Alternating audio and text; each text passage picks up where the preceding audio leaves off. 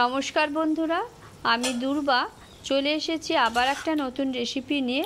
আজকে এই রেসিপি হলো একটা নিরামিষ রেসিপি, খুব সাধারণ একটা রান্না, কিন্তু আমি একটা সিক্রেট মশলা ইউজ করেছি। এই মশলাটা যদি আপনারা নিরামিষ তরকারি ব্যবহার করেন তাহলে কিন্তু তরকারির স্বাদ অসাধারণ হয়ে যায়। যে সমস্ত বন্ধুরা এখনও পর্যন্ত আমার চ্যানেলটি সাবস্ক্রাইব করেননি, প্লিজ তারা সাবস্ক্রাইব করে আমার পাশে থাকুন, আর যারা সাবস্ক্রাইব করেছেন তাদেরকে অসংখ্য ধন্যবাদ। আসুন দেখে নেওয়া যাক আমি কিভাবে এই রান্নাটা করছি। তার জন্য দেখুন, প্রথমে কতগুলো সবজি আমি নিয়েছি।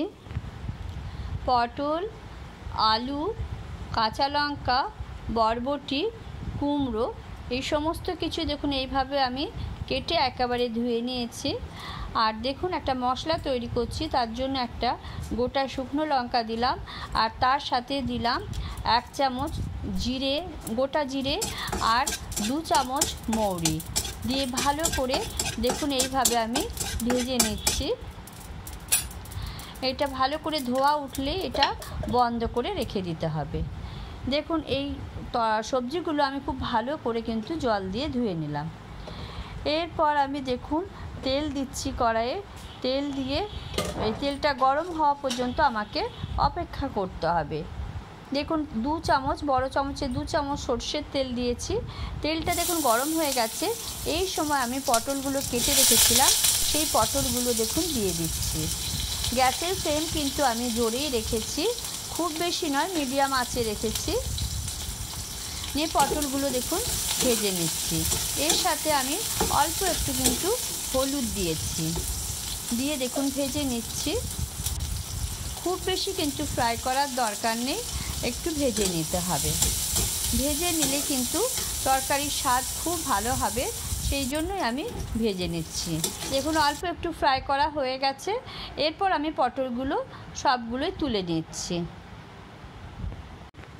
এরপর আবার অল্প একটু 1 চামচ সরষের তেল দিয়ে সেই তেলটা গরম করলাম। করে দেখুন বরবটিগুলো আমি কেটে রেখেছিলাম, সেই বরবটিগুলো এবার ভাজতে দিয়ে দেব। খুব বেশি কিন্তু ফ্রাই করার একদমই দরকার নেই, অল্প করে সব সবজিগুলো ফ্রাই করে নিলে কিন্তু স্বাদ হয় খুব সুন্দর। দেখুন বেশি ফ্রাই করলাম না, তাহলে বরবটির কালারটা চেঞ্জ হয়ে যাবে, সেই জন্য। দেখুন এরপর সেই তেলেই আমি কুমড়োটা দিয়ে দিলাম। কুমড়োও আছে আর এর সাথে আলুও আছে। গ্যাসের ফ্লেম কিন্তু অবশ্যই মিডিয়াম করে রাখবেন। নিয়ে দেখুন অল্প একটু ফ্রাই করে নিয়ে আমি তুলে নিচ্ছি, খুব বেশি ডিপ ফ্রাই করার দরকার নেই। দেখুন কুমড়ো ভাজা হয়ে গেছে।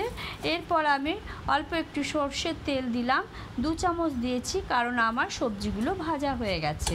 এই সময় আমি গোটা জিরে আর শুকনো লঙ্কা দিলাম। গোটা শুকনো লঙ্কা একটু ভেজে নিতে হবে, এই জিরে থেকে বেশ সুন্দর একটা সেন্ট বেরিয়ে আসবে। তখন আমি দেখুন একটা মশলা তৈরি করছি, সেটা দিয়ে দেব। এর সাথে এই মশলাতে রয়েছে কিন্তু 1 চামচ জিরে গুঁড়ো, 1 চামচ ধনে গুঁড়ো, আর কাশ্মীরি লঙ্কা, আর পরিমাণ মতন হলুদ। সমস্ত কিছুই কিন্তু আমি একটু জল দিয়ে গুলে নিয়ে সেটা দিয়ে দিলাম। এবার মশলাটা একটু কষে নেব। মশলাটা একটু ভালো করে কষে নিলে কিন্তু তরকারির স্বাদ খুব ভালো হবে, সেই জন্য মশলাটা একটু ভালো করে কষে নিলাম। এই সময় আমি অল্প একটু আদা ওপর থেকে কুড়ে দিলাম। আপনারা চাইলে কিন্তু কাঁচা লঙ্কা আর আদা একসাথে পেস্ট করেও দিতে পারেন। পরিমাণ দেবেন 1 চামচ দিয়ে। যে আমি সবজিগুলো ভেজে রেখেছিলাম সেই সবজিগুলো সব দিয়ে দিলাম। সবজিগুলো দিয়ে এবার মশলার সাথে খুব ভালো করে কিন্তু কষতে হবে। হালকা একটু জল দিলাম যাতে তরকারিটা খুব ভালোভাবে কষে নেওয়া যায়। দেখুন এই জল কিন্তু অল্প একটু বেরিয়ে এসেছে তরকারি থেকে।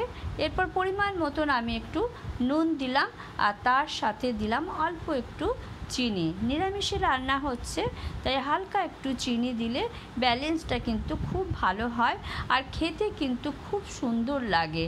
কারণ নিরামিষ তরকারি দেখবেন একটু হালকা মিষ্টি হলে বেশ ভালো লাগে। দেখুন এই সময় আমি একটা ঢাকা দিয়ে দিলাম। এইভাবে কিন্তু সমানে ঢাকা দেব, আর আমি তরকারিটা ভালো করে কষে নেব। এই জন্য কিন্তু এর স্বাদ কিন্তু হয় অসাধারণ। দেখুন এইভাবে ঢাকা খুলে আমি ভালো করে নেড়ে দিচ্ছি।